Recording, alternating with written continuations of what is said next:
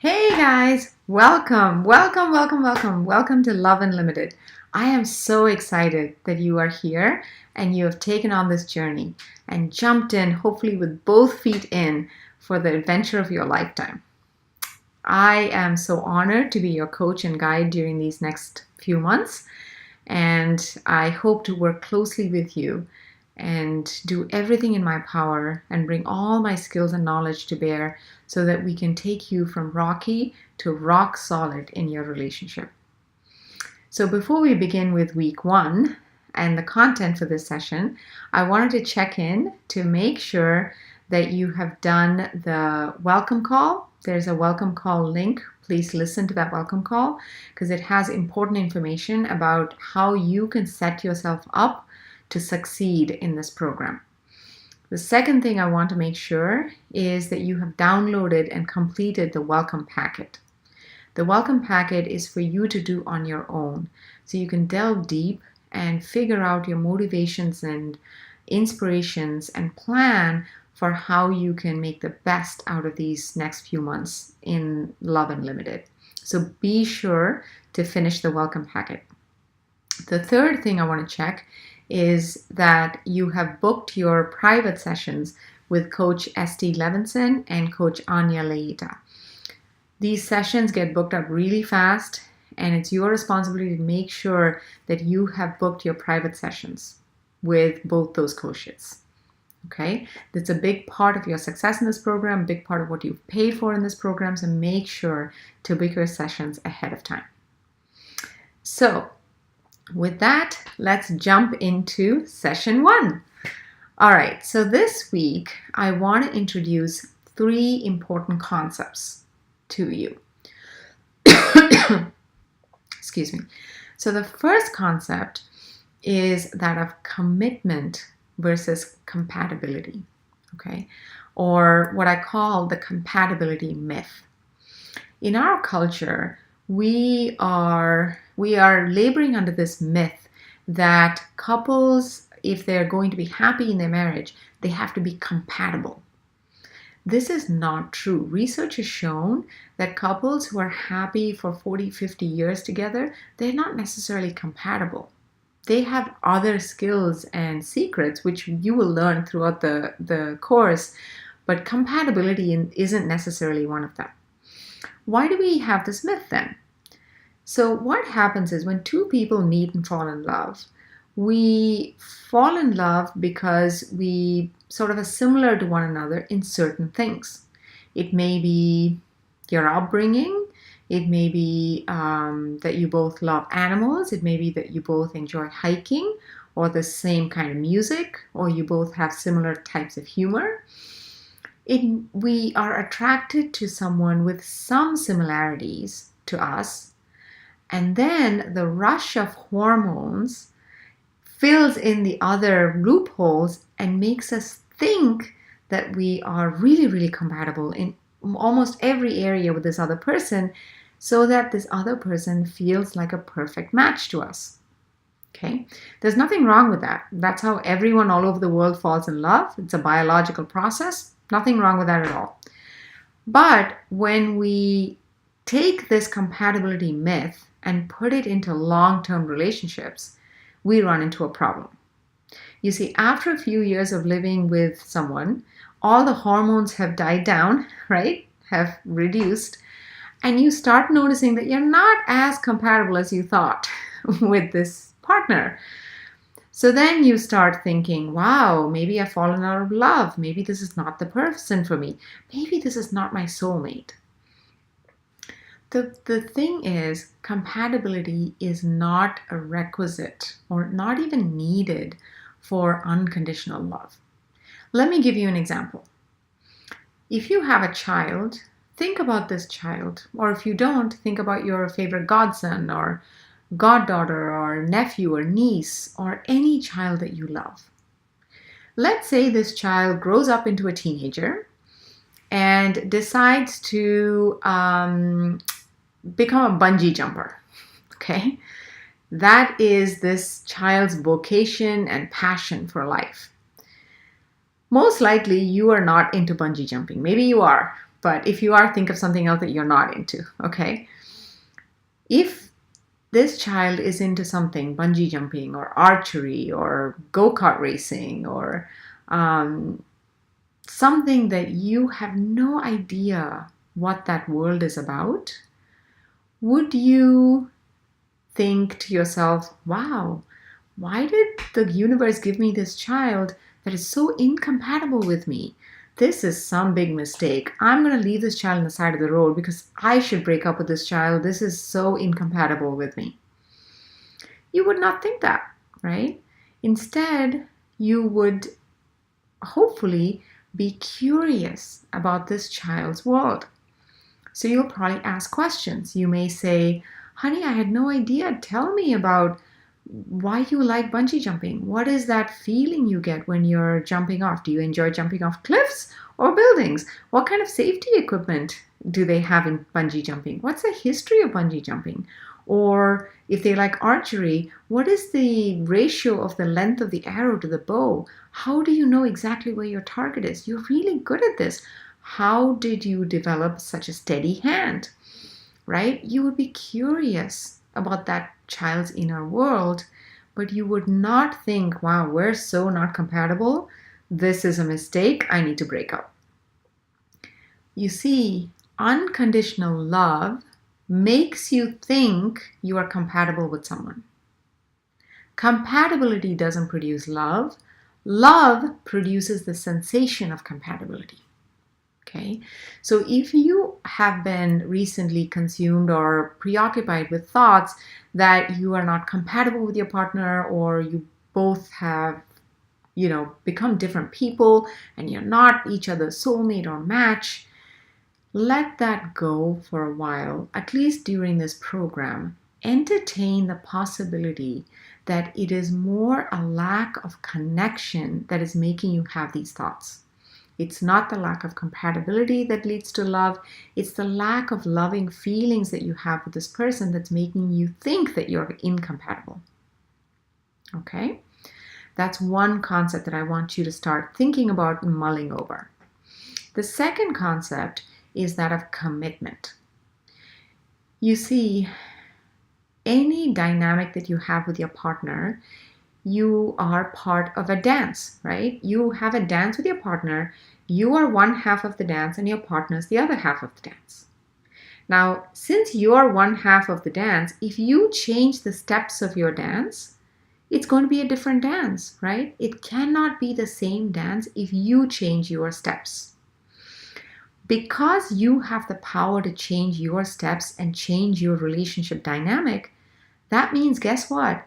You also have 100% responsibility for this relationship.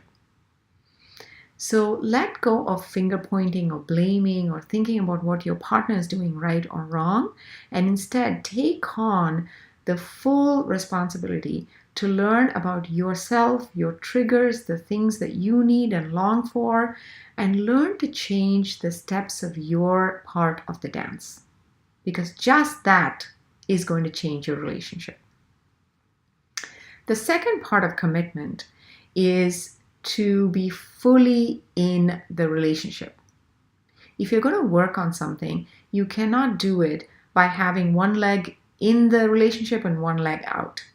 So if you are flirting with anybody at work, or even allowing for misinterpretation or romantic thoughts and feelings or advances, even if it's in the gray area with someone outside of your partnership, close that door.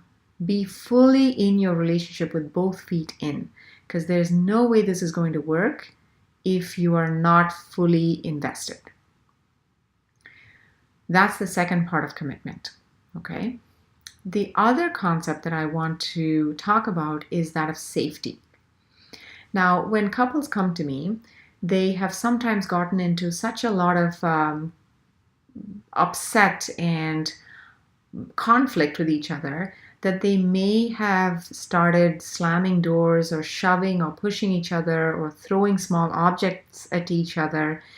If you have found yourself in such situations with your partner, commit to safety. It's very important because you will not be able to recreate this relationship if there is a lot of shoving or physical violence of any sort in your relationship. It's very hard to repair that. Okay, so what are you going to do when you have those impulses? Just leave for now.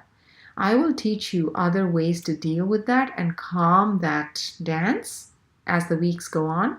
But for now, when you start getting revved up with each other and you're noticing, uh-oh, I think we're about to start yelling or slamming doors or shoving or throwing things, just leave. Take a pause and say to each other, uh-oh, we're getting really revved up. Dr. Sun has said we need to pause when we get to this point. Let's do the pause and just agree to disagree, set it aside, and go to separate physical spaces. Don't stay in the same room. Take a pause and calm down. Physiologically, you should feel your body feeling calmer. Okay? I will teach you how to come back and solve whatever issue you were arguing about later. But for now, safety is the most important, crucial, foundational step. Okay? Lastly, I want to introduce the concept of exits. What do I mean by that? So every marriage or relationship is like a container, okay? A container of sacred energy between you and your partner. Just like any container, even if it's full, if there are little holes in the container, it's going to leak out that sacred energy over time. And it's going to make all your efforts feel extra difficult or fruitless, or you'll have to work extra hard to be able to get the same results in this program. So we need to learn what are our own exits, why do we do that, okay, and how to close those exits. What I mean by that is those holes in the container are ways in which you are disengaging from your relationship. It may be because you are overwhelmed in the relationship right now. You may be annoyed. You may be frustrated. You may be bored. You may be sort of uneasy, walking on eggshells. There may be 1,000 reasons why you are exiting.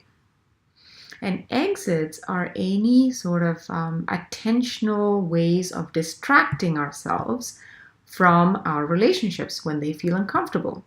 For example, one of my commonly used exits in my past was technology. So every time I felt bored or annoyed or irritated or uneasy in my relationship or with my partner, I would start browsing and just convince myself that I had to answer every email or check Facebook frequently or text back my friend immediately, or there would be some catastrophic consequence. Right? Honestly, there isn't, right? The world will go on without us. But I convinced myself that I had to do that because I was trying to soothe myself from the boredom or the discomfort or the annoyance of the relationship itself. So underneath this video, there's a workbook that I have made for you to do.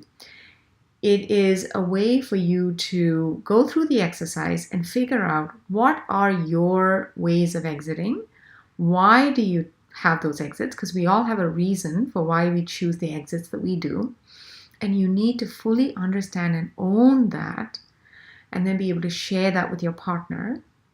And when you are the listener, when your partner is sharing, I want you to not interrupt or criticize or problem solve for them, but just take notes and share what you heard so that you can be sure that you fully understood the speaker's intentions and thoughts around this, and then validate and empathize. What that looks like might be, honey, I totally understand now why you chose this particular exit, what the history is, what your fears and longings are, and why you may be doing this. It totally makes sense. I commit to being a source of safety and comfort for you so that over time, eventually, gradually, you will be able to close that exit. And I promise to do my part, which is to be a source of safety and calmness for you. You see how the focus is on understanding and then committing to being a source of safety for your partner. It is not in problem solving or finger pointing. The same goes for the other person. When the other person is in the listener role, they will do that for you. Over time, this kind of dialoguing openly and with curiosity about each other's exits will eventually lead to you and your partner being able to close those exits. Not forcefully, but gradually and spontaneously over time. The crucial part is the dialogue and the creation of a safe space to be able to talk about this in the format that's laid out in the workbook. So please open the workbooks, download them to your computer, work on them yourself, and then sit and have a dialogue with your partner. The workbook will show you exactly how to do all of this. So that's it for session 1. I know I gave you a lot of things to think about, a lot of homework to do, but this is wonderful beginning to laying the foundation for a strong, safe, connected partnership. Okay, so I cannot wait to see you in the Q&A calls. As I always say, bring it all to the call. Come to the call prepared. Tell us what you did, where you got stuck, what worked, anything that didn't that you need help with, so that we can all support you and make sure that you have fully mastered session 1 before you go on to session 2. I cannot wait to see you in session 1, and I cannot wait to see you in the Q&A call. Have a great rest of the week, and I'll see you soon. Bye-bye.